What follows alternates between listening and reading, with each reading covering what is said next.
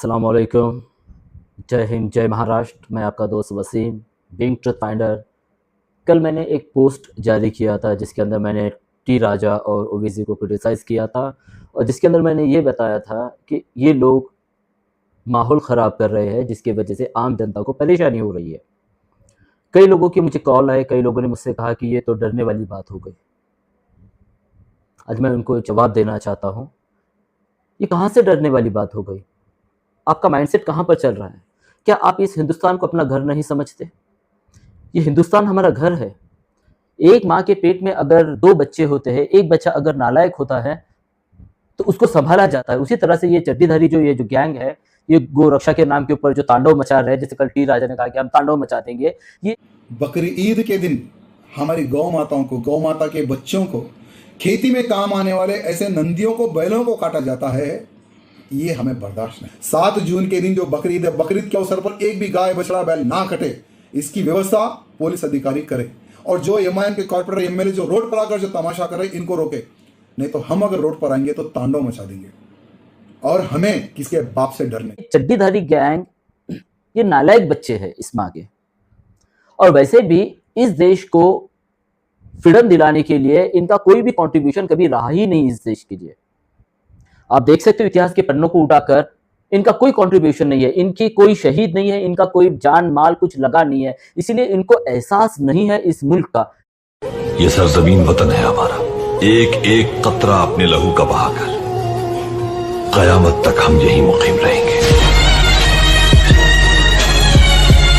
लेकिन मेरे पूर्वजों ने, मेरे अकाबिरीन ने जाने दी है इस देश के लिए, तो मुझे इसकी कद्र है। मैं एक हिंदुस्तानी हूं। मैं इस देश के अखंडता से, मैं इस देश के यूनिटी से, इस देश के एकात्मता से बेहद प्यार करता हूं। मुझे अपने मुल्क पर बहुत फक्र है। ऐसा नहीं है कि मैं सिर्फ इंडिया में रहा, मैं कई सारे कंट्रीज की मैंने ट्रिप की है। शुरुआत में मुझे ऐसा लगा था कि मिडिल ईस्ट जो है तो मुसलमानों की कंट्रीज है, वो बहुत बेहतरीन कंट्रीज है, लेकिन जब मैं वहां पर गया तब मुझे पता चला कि मेरे हिंदुस्तान से बेहतर दुनिया के अंदर कोई कंट्री नहीं है। It is the best one. हाँ, कुछ लोग हैं जो यहाँ का माहौल खराब कर रहे हैं, इसके अंदर डर वाली कोई बात नहीं है। हाँ, अगर एक बच्चा नालायक होता है, वो छोटे बच्चे हैं वो।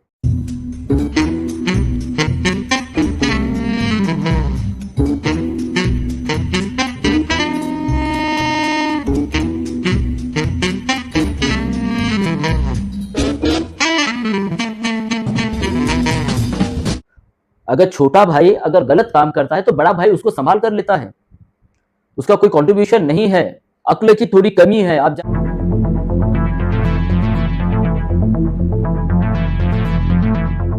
अगर गाय के गोबर की हम बात करें तो इसमें विटामिन B12 प्रचुर मात्रा में पाई जाती है। विटामिन B12 हमें रेडिएशन से बचाती है। तो आपको तो उनको अंधभक्त भी कहते हो, वो इतना ज्यादा कर रहे हैं कि अब तो बकरों के ऊपर भी बैन ला रहे हैं। यहाँ पर साफ साफ नजर आ रहा है कि उनको गोमाता से भी कोई लेना देना नहीं। जमीन पर हाफती, सिसकती और बेसुध पड़ी गायों की ये तस्वीरें उत्तर प्रदेश के बुलंदशहर में एक गौशाला की है। यहाँ इन गायों को रखा तो गया था अच्छी देखभाल के लिए, लेकिन यहाँ फैली बदइंतजामी इनकी जिंदगी पर ही भारी पड़ रही है। ये उनको दुश्मनी जो है तो इस्लाम से है, उनको दुश्मनी जो है तो मुसलमानों से है। और ये शुरुआत कहाँ से होती है? मैं ये जो बार बार अकबर ओवैसी, असद ओवैसी या फिर टी राजा या फिर जो भी ऐसे कम्युनल लीडर्स है जो मैं हमेशा इनको क्रिटिसाइज करता हूँ। देखो भाई, मेरा कोई चुल्ला इस राजनीति के ऊपर नहीं चलता है, ना ही मेरा इससे कोई लेना देना है, ना ही मैं किसी पोलिटिकल पार्टी से कोई ताल्लुक रखता हूँ। मैं बस एक इंसान हूँ। मजहब मेरे दिल के अंदर है और धर्म की जो कंसेप्ट, धर्म का जो संकल्पना है ना, ये बिगड़ चुकी है। धर्म है क्या? क्या कोई ये समझ पाया है? धर्म मनुष्य को दूसरे मनुष्य के साथ, समस्त सृष्टि के साथ सुख से जीने का ज्ञान देता है। समझ नहीं पा रहे धर्म होता क्या है। धर्म उस परमात्मा को डरने का नाम है, उस परमात्मा को जानने का एक नाम है जिसको हम धर्म कहते हैं। मैं जो धर्म निभाता हूं, ये परमात्मा को मुझे बताना है, मुझे लोगों को नहीं बताना है। किसी के धर्म पर जुल्म कर कर, किसी को बुरा बोलकर, ये कोई धर्म नहीं हुआ। धर्म यहां से होता है। रियाकारी जैसे इस्लाम के अंदर हराम है, वैसे ही क्यों हराम है ये? क्योंकि यहां पर कंसेप्ट यह है कि आप जो कुछ भी कर रहे हो वो सिर्फ, जैसे हम कहते हैं ना कि हम जब कोई सदका करते हैं तो अगर हम सीधे हाथ से सदका करें तो आपके दाएं हाथ को ये कभी पता नहीं चलना चाहिए कि आप सदका कर रहे हो। क्यों? क्योंकि हमारा जो धर्म है, हमारी जो नियति है, वो सिर्फ परमात्मा से, अपने रब से जुड़ी हुई है। ये कौन सा धर्म निभा रहे हो? ये धर्म का क्या कंसेप्ट है? मैं दोनों से पूछना चाहता हूँ।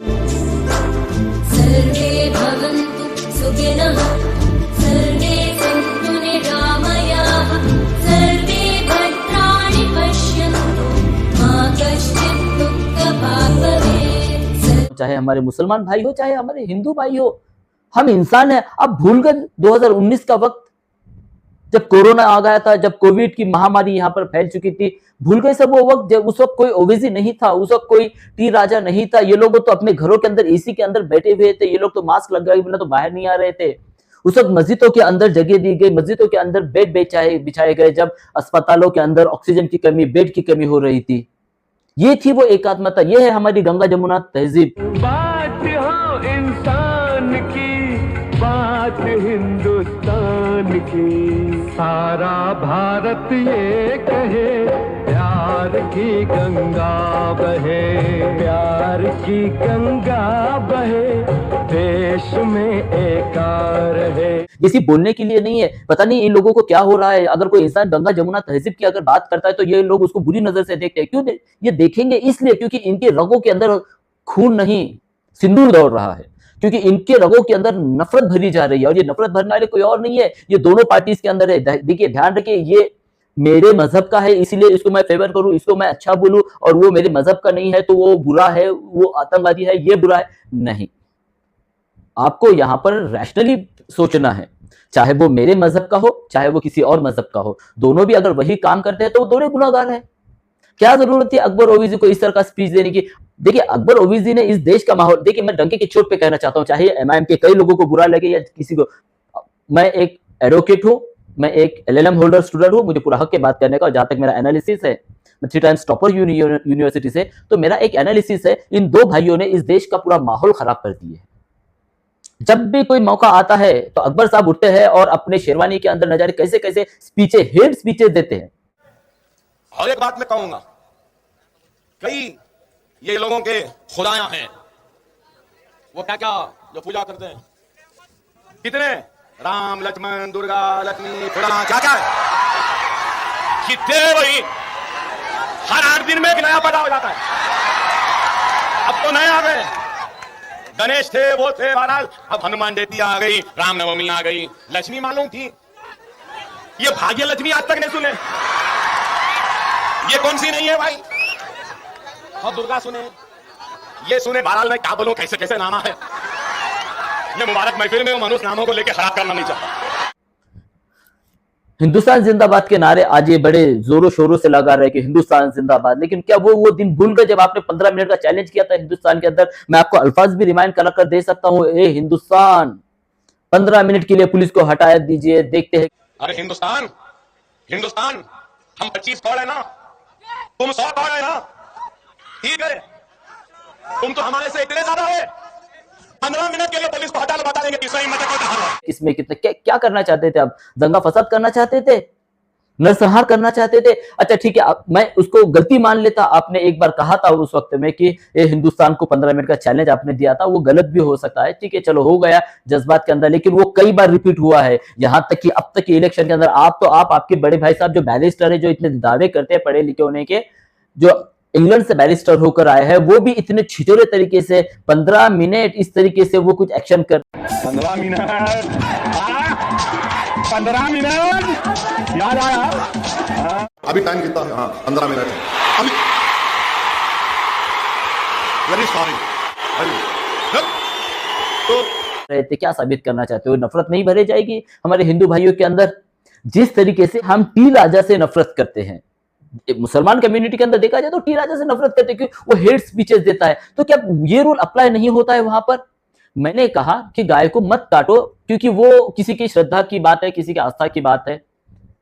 देखिए, यहां पर मसला इक्वालिटी का है, मसला जो है तो इक्वालिटी का है। अगर आप अपने आप को ह्यूमन बीइंग कहते हो तो वो भी ह्यूमन बीइंग है, उनके भी जज्बात है, उनके भी सोच है, उनकी भी एक तासुरात है, सेम थिंग जैसे हमारे भी है।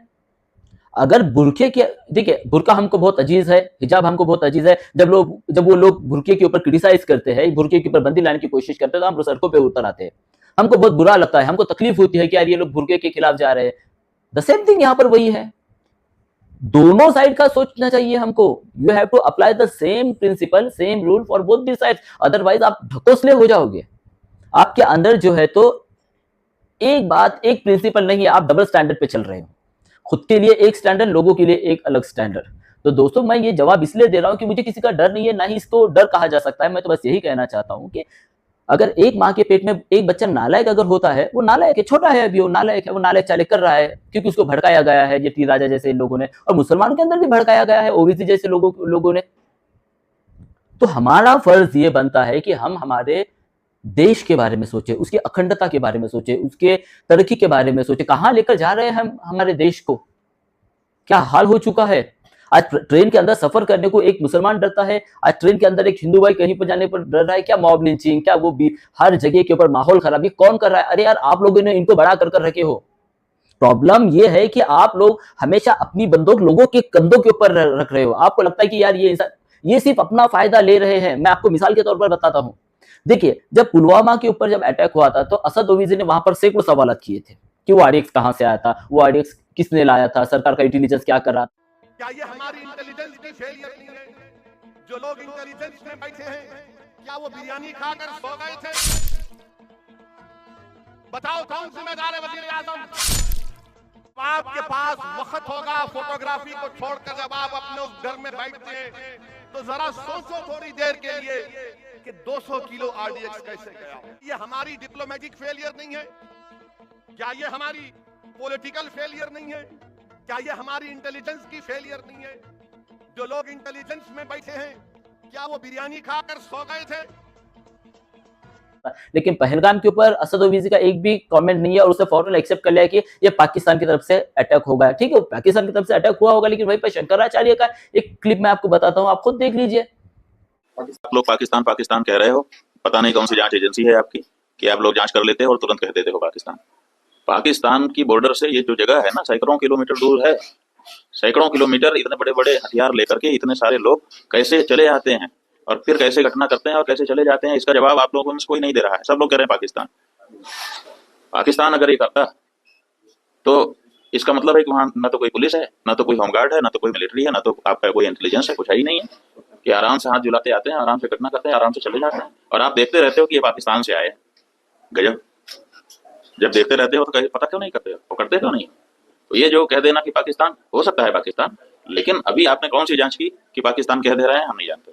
और जब तक हम यहाँ पर शंकराचार्य कह रहे हैं कि ये जो अटैक है वो डाउटफुल है, कहां से हुआ, वो जो लोग आए थे वो कहां से आए थे, कहां गए थे, लेकिन उन्होंने फौरन जो एक्सेप्ट कर दिया। और ये यहाँ पर नारे लगाने, आपने ये जो नारे पाकिस्तान मुर्दाबाद के लगाए, पब्लिक समझती है कि आपकी ये नई नई देशभक्ति जाग उठी है। आपने पाकिस्तान मुर्दाबाद, पाकिस्तान मुर्दाबाद, भारत जिंदाबाद, भारत जिंदाबाद। 15 मिनट याद आया? अभी टाइम कितना? हाँ, 15 मिनट। Very sorry. और पूरा मैं तो कहता हूं कि पहलगाम हमले का अगर 100% किसी ने फायदा उठाया है तो वो है असद ओवैसी। फौरन तिरंगा की एक पटकी वहां पर आ गई और देश के वो हीरो बनने निकले हैं। और मोदी जी, अब मोदी जी के बारे में भी मैं ये बात करना चाहता हूं कि मोदी जी और असद ओवैसी यानी कि सांप मुंगूस की दुश्मनी। मोदी जी अगर संसद के अंदर कोई एक्ट को पास करते हैं, मोदी जी अगर संसद के अंदर कोई भी बात करते हैं तो सबसे पहले क्रिटिसाइज करने वाला बंदा जो होता है तो ये असद ओवैसी होता है। असद ओवैसी ने मोदी जी का कंपैरिजन अडोल्फ हिटलर के साथ किया। मोदी मुसलमानों का सबसे बड़ा दुश्मन है, ये प्रोपेगेंडा जो है तो असद ओवैसी ने चलाया। असदुद्दीन ओवैसी ने एक जनसभा को संबोधित करते हुए कहा कि पीएम मोदी का भाषण देखकर ऐसा लगता है जैसे भारत का वजीर आजम नहीं बल्कि हिटलर बोल रहा है। ओवैसी ने रैली को संबोधित करते हुए यह भी कहा कि आपको याद दिला रहा हूं, मैंने संसद के सेशन के दौरान कहा था कि आज भारत का मुसलमान 1930 के यहूदी की तरह है जो जर्मनी में यहूदी थे, उन्हें अपनी तरह समझता है। तो प्रधानमंत्री मोदी की तुलना यहां पर ओवैसी ने तानाशाह से की है। क्या मुझे तो कभी कभी डाउट होता है कि ये फंडेड है, ये कि ये इस तरीके की बातें करे कि मुसलमान पे जुल्म हो रहा है, मुसलमान पे जुल्म हो रहा है, मुसलमान पे जुल्म हो रहा है, ये बार बार बता रहा है, ये बहुत चीख चीख कर बताता है सबको ताकि मुसलमानों के जज्बातों के साथ खेला जाए। और वो मोदी जी जब एक डेलीगेशन बनाते हैं, पता नहीं किस चीज का डेलीगेशन है, वो डेलीगेशन बनाते हैं, उसके अंदर असद ओवैसी का नाम आता है कि वो डेलीगेशन के अंदर जा रहे हैं सरकार की तरफ से। मोदी जी ये आपकी क्या जुगरबंदी चल रही है ओवैसी के साथ में? जो बंदा आपको एडोल्फ हिटलर कहता है, आप उसको जो है तो अब्रॉड भेज रहे हो डेलीगेशन के अंदर। क्या आप सब एक ही हो पीछे से? कैसी पब्लिक को बेवकूफ बनाने का काम आपका चल रहा है? जवाब चाहिए। और अवाम से मैं ये कहना चाहता हूं कि आपको अल्लाह ने अशरफुल मखलूक बनाया मेरे भाइयों, इसके पीछे मेरा कोई मकसद नहीं है, मुझे कोई पॉलिटिकल पार्टी ज्वाइन नहीं करना है, ना ही मेरा चुल्ला इसके ऊपर चलता है। मेरा तो बस एक ही कहना है कि ये क्या हो रहा है, आप किसके पीछे भाग रहे हो? लीडर्स के पीछे भागते हो, ये आज इधर होता है कल उधर होता है, दुश्मनी आपस में कर रहे हो, मजहब से दुश्मनी। मजहब अलग चीज है, राजनीति अलग चीज है। तो फाइनली मैं बस कंक्लूजन में यही कहना चाहता हूं यहाँ पर कि ये कोई डर की बात नहीं है, इसको दिल बड़ा करना कहते हैं। ये कोई डर नहीं है। कल जब मुझसे इतने सारे लोगों ने सवाल किया कि यार सर आप डर रहे हो क्या, आप ये तो डर वाली बात हो गई कि आप जो है तो सरेंडर, मैं सरेंडर नहीं कर रहा हूँ। यहाँ पर मुझे ऑप्शंस है ना, अल्लाह रब्बुल इज्जत ने कई ऑप्शंस दिए। इन जानवरों की कुर्बानी जायज़ है। कुर्बानी कौन कौन से जानवरों की जा सकती है, तफसील से बता दें। 4 जानवर हैं, एक ऊँट है, एक गाय, बैल, भैंस। ये भैंस गाय के हुक्म में ही है, भैंसा भी उसी हुक्म में है। तीसरा है जी बकरी, बकरे, और अल्लाह आपका भला करे चौथा दुम्बा, भेड़, टक्की वाला हो या विदाउट टक्की हो। तो ये 4 किस्म के जानवर ऐसे हैं जिनकी कुर्बानी जायज़। और गाय के गोश्त को लेकर ही क्यों इतना हंगामा? देखिए गाय का गोश्त जो है तो उसी तरह से जैसे कि घोड़े का गोश्त होता है, जैसे कि मेंढे का गोश्त है, जैसे कि बकरे का गोश्त है, जैसे कि ऊंट का गोश्त है। गोश्त गोश्त होता है, ये सब जायज गोश्त है। अल्लाह ताला ने जिन चीजों को जायज करार दिया वो उनमें से एक है। पता नहीं गाय के गोश्त को इतना सर पर लेकर क्यों नाचा जा रहा है। और इस तरीके का एक कंसेप्ट ही बनाया गया है कि गाय का गोश्त यानी कि मुसलमान की निशानी हो गई, और मुसलमान अगर वो खाएगा तो ही वो, ये तो ऐसी मिसाल हो गई जैसे कि अल्लाह ताला ने जन्नत के अंदर माँ हवा और बाप आदम को रखा और कहा कि आप तमाम नियामतों के लुत्फ उठा सकते हो सिवाय एक फल के। और वो वही गलती हम यहाँ पर कर रहे हैं, है ना। बहुत सारे जानवर हैं, हम किसी की भी कुर्बानी दे सकते हैं, हम किसी दूसरे जायज जानवरों का गोश्त खा सकते हैं, लेकिन नहीं। और ये इसलिए करना है, भूलो मत कि हमारे पूर्वजों ने अपनी जानें दी है इस मुल्क के लिए, तो क्या हम इतना नहीं कर सकते? अगर ठीक है उनको इतना बुरा लगता है, लेट इट भी, हम नहीं करेंगे। अगर आप इस तरीके का, ओवैसी साहब जो है तो हमेशा ये बताते हैं कि हम लड़ेंगे। अगर हमको बीफ के नाम पे लोचा गया तब भी हम आवाज को बुलंद करेंगे, चेहरे पे दाढ़ी देखकर